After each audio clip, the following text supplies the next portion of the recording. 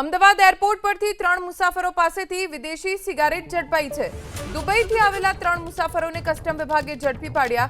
વિદેશી સિગારેટના કુલ 566 બોક્સ તપાસમાં મળી આવ્યા છે। કુલ 57,200 સ્ટિક્સ મળી આવી છે। હાલ તો કસ્ટમ વિભાગે કાર્યવાહી હાથ ધરી છે। દુબઈથી આવેલા 3 મુસાફરોને કુલ 566 વિદેશી સિગારેટના બોક્સ સાથે ઝડપી લેવામાં આવ્યા છે। તમામની સામે હવે કાર્યવાહી શરૂ કરવામાં આવી છે। આટલા મોટા પ્રમાણમાં વિદેશી સિગારેટનો જથ્થો તેઓ ક્યાં પહોંચાડવાના હતા, કોની પાસેથી લઈને આવ્યા, કોણ કોણ આ ચેઇનમાં સંકળાયેલું છે, તમામ તપાસ કરવામાં આવશે।